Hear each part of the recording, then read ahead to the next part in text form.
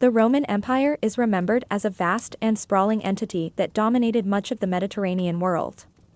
Its impact on history is undeniable. But have you ever wondered how ordinary life unfolded within this colossal empire? What were the everyday experiences of people living under Roman rule? And what about its legal system?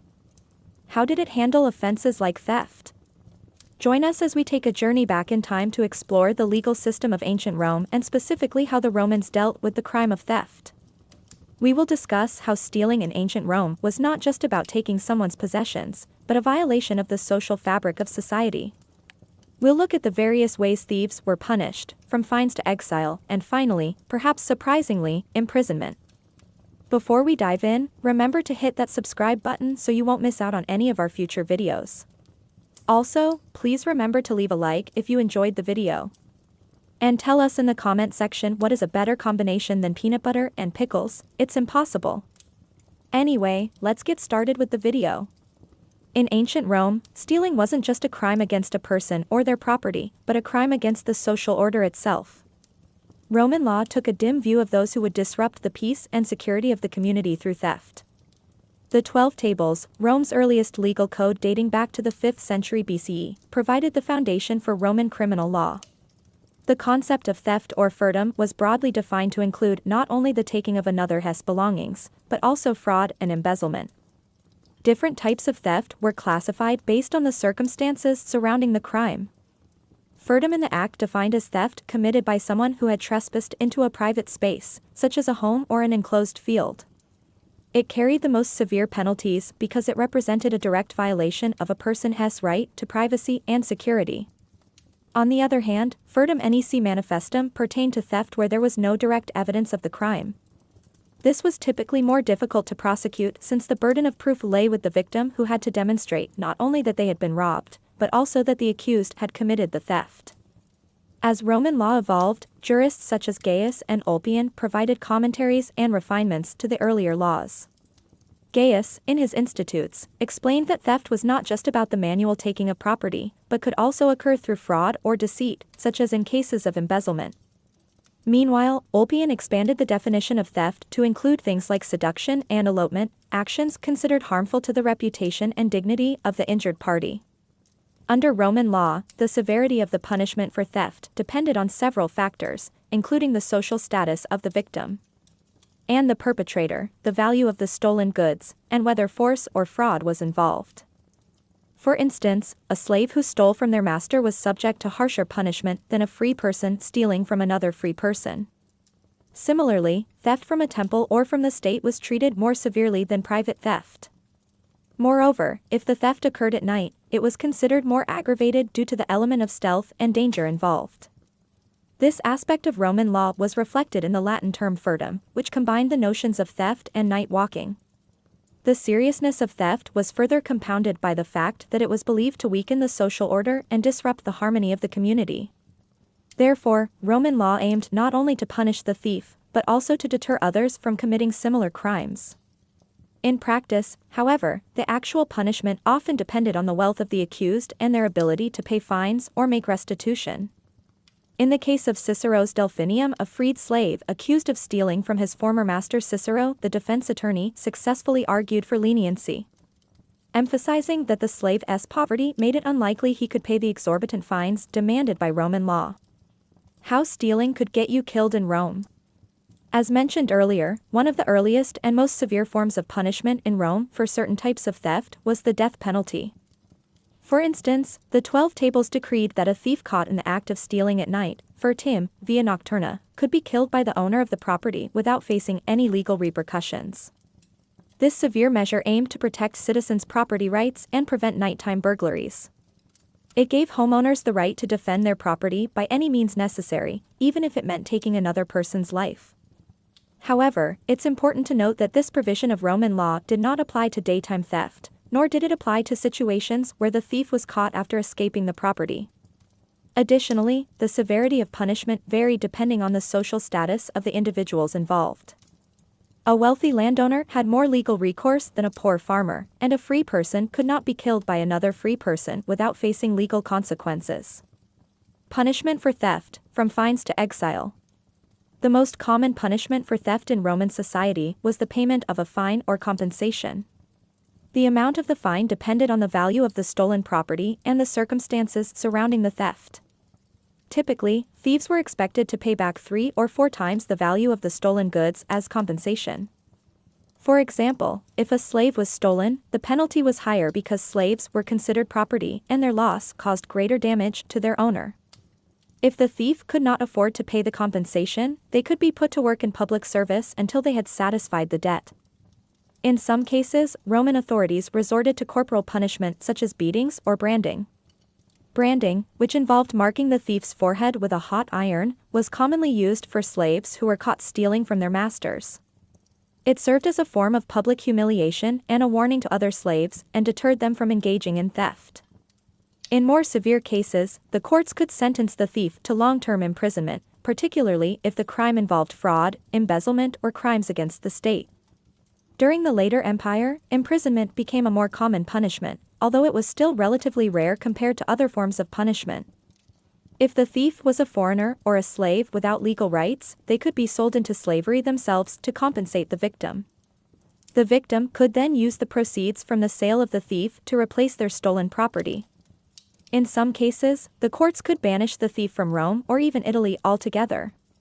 Exile was often seen as a punishment for serious or repeated offenses and thieves who were prominent members of society. It was a way to remove them from the city without causing too much political turmoil or social embarrassment. So can stealing really get you put in jail? In modern times, we are accustomed to seeing theft punished with fines or jail time. But in ancient Rome, the situation was different. The idea of imprisonment as a punishment for theft was relatively rare in Roman times. While the Roman legal system did have prisons, they were primarily used for detaining criminals before trial or as a temporary holding place for those sentenced to death or exile. During the early days of the Roman Empire, the Tullianum, located in the Forum Magnum, served as the main prison for Rome. However, these prisons were more like dungeons and were meant for temporary confinement rather than long-term incarceration. It was during the later imperial era that the use of imprisonment as a form of punishment gradually increased. The expansion of the Roman state and the growing complexity of crimes led to the development of more sophisticated legal procedures. As a result, prisons began to be used more frequently to house those awaiting trial or those who had been found guilty of various offenses, including theft.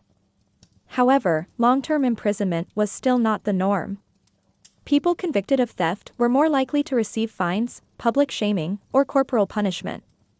The use of imprisonment as a punishment was more common in cases involving multiple crimes, fraud, or theft of public funds. In such cases, the Roman authorities might use imprisonment to send a message that the state would not tolerate such behavior. The conditions in Roman prisons were harsh and often resulted in the deaths of those held there. Overcrowding, starvation, and exposure to the elements were common, leading many prisoners to die before their trial or serving their full sentence. Some prisons were infamous for their brutality, such as the Mamertine prison, which was said to have inspired Dante's depiction of hell in his Divine Comedy. In conclusion, Roman attitudes towards theft and the corresponding punishments were shaped by the prevailing social, economic, and political conditions of the time. The emphasis on restitution and deterrence highlights the importance of maintaining social order and protecting property rights. Corporal punishment and slavery reflect the harsh realities of Roman society, where power and wealth were unequally distributed and legal protections were often limited to higher classes. While imprisonment became more prevalent in later Roman history, it was still not the primary method of dealing with theft, especially during the early periods of the empire. Understanding these historical practices allows us to better comprehend the complexities of the Roman legal system and the diverse methods employed to address criminal activity in a society vastly different from our own. If you are enjoying this video, then leave us a comment and tell us who you think would win in a wrestling match, Superman or Goku? Don't forget to like and subscribe so you won't miss out on any of our future videos. Rome was a city teeming with activity. Strolling through its plazas and streets were merchants, artisans, politicians, gladiators, emperors, all going about their business in this great metropolis. Yet there was another class of person who regularly walked those streets, though under duress and shackles. We're talking about prisoners being led to the courts or worse. Prisoners were an everyday sight in ancient Rome. While Rome was certainly not the first civilization to use prisons, the Romans perhaps were the first to design and build them with purpose. They would set up prisons to be as miserable as possible, using architecture as a tool of oppression. But why did they do this? And what were these horrible places actually like? Were built. The Roman Empire lasted for centuries, so it is impossible to make sweeping statements about their entire prison system. However, we can look at how one of their most famous and enduring prisons was built, along with some others, to get a good idea of how things worked in general. Of course, we have to start with the Tullianum, or Mamertine prison, which was built during the late 6th century BC near the Roman Forum. This prison was one of the most notorious in the city and would become one of the longest lasting. It was originally constructed after Rome was sacked by the Gauls and would survive until the 15th century AD when it was dismantled by Pope Paul II. The Tullianum was never really designed to be a prison in the traditional sense. It was more of a holding facility for people who had been charged with crimes and were waiting to be tried or to be punished. That said, it would be unfair to call them holding cells since the people in there were often kept in terrible conditions. Prisoners would be kept in a central chamber which was reached by descending 17 steps from street level. This chamber had 2 arches which supported the ceiling and formed 2 chambers. The upper one was roughly square and had 3 openings. One was used as the entrance and exit, while the other 2 were used to drop buckets of urine into the lower chamber, which acted as a toilet for the inmates. The lower chamber was round and about 5 feet deep. Prisoners would be dropped down into this chamber through a hole in the floor of the upper room. As far as we know, there was no way to climb back out, so prisoners would spend whatever time they had left in this dark, dank pit. Eventually, they would either be brought out to face their charges or, more likely, they would simply die. There were no beds, no chairs, not even enough room to turn around. People would be dumped into this chamber without warning and left to their own devices. Those who didn't die of exposure or starvation were often driven insane by the darkness and isolation. This was the fate that befell many of Rome's most famous prisoners, including Catiline, who led an unsuccessful revolt against the Roman Senate in 63 BC. He was found guilty in absentia and was executed, his head and hands cut off and displayed in the Forum. Another prisoner was Gaius Helvius Suna, a Roman poet who sided with Marius during the civil war against Sulla. He was thrown into the Tullianum and died after 5 years of captivity, having written many of his famous works from his prison cell. One of the most well-known stories of the Tullianum is that of St. Paul, one of the founders of Christianity. He was imprisoned here twice and miraculously survived both times. He was supposedly freed once by an earthquake and the second time when an angel appeared and opened his shackles. He would go on to write 14 letters, which are part of the New Testament. The prison was finally closed in the 8th century AD after a new code of laws was introduced which aimed to speed up the trials of prisoners. But the Tullianum wasn't the only prison in the city. If you walked around Rome, you would see that many of the prominent government and civic buildings had their own jails. For instance, the Basilica, which was a courthouse, also had a prison connected to it. This prison was much less infamous than the Tullianum, but it still served the same purpose, namely to keep those awaiting trial away from the general population. The cells were barely big enough to fit a single person and were lit by a small opening at the top, which allowed for some light and air to come in, but mostly just served as an opening for noise and odors to escape. Toilets were normally communal and rarely cleaned, so you can imagine how fresh the place smelled. The prisoners were normally kept in the Basilica jail for no longer than a day or 2, but some stayed there for weeks or months if their case was particularly complicated. It was common for the prisoners to be shackled to the walls, and they were usually given a rough blanket to sleep on. Guards would make regular patrols to make sure the prisoners didn't try anything funny. Escape was rare, but if it did happen, the guards were punished severely. In one case, a guard fell asleep while on duty and a prisoner escaped. He was promptly crucified for his carelessness. Another interesting aspect of Roman prisons was how the prisoners were fed. They were not allowed to bring their own food, so it was up to their families to deliver meals. If they didn't show up, then the prisoners would go hungry. Of course, in the case of slaves and foreigners who didn't have any family in Rome, they were pretty much on their own. The food situation was bad enough that it was common for wealthy Romans to bribe the jailers to ensure a prisoner was taken care of properly. If they didn't, Well, you might end up having to bail your friend out, dead or alive. We've talked about how the Tullianum was built to be as miserable as possible, but that wasn't the only reason for their construction.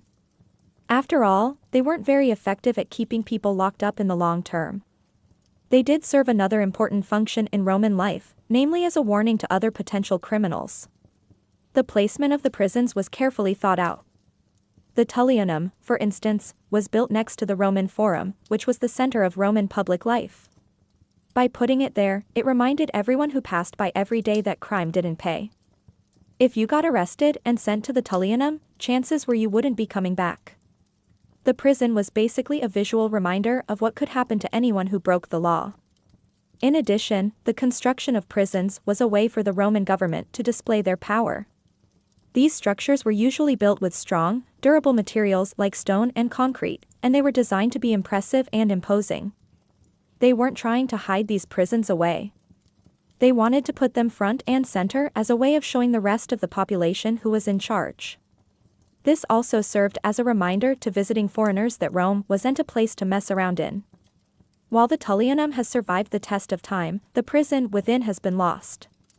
All that remains is a gaping hole where the staircase used to stand.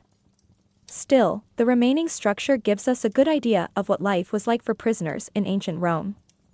It's safe to say that things were pretty grim. So how do these prisons compare to modern prisons? Well, they couldn't be more different, actually. Modern prisons are designed to rehabilitate prisoners and prepare them to re-enter society. They also serve as a place of punishment and a way of incapacitating dangerous criminals. Roman prisons, on the other hand, were designed to be as miserable as possible. They were a place where people went to await trial or execution. The goal was not to rehabilitate them, but to punish them and remind the general populace of what could happen to them if they broke the law. So next time you're watching a movie or TV show set in ancient Rome, pay attention to the prison scenes. You'll see that they're often dark, dank, and depressing. That's because that's exactly what they were supposed to be. Well, that's all for now. Please like and subscribe if you enjoyed this video, and if there is anything that you would like to know about ancient Rome, then let us know by leaving a comment in the comments section.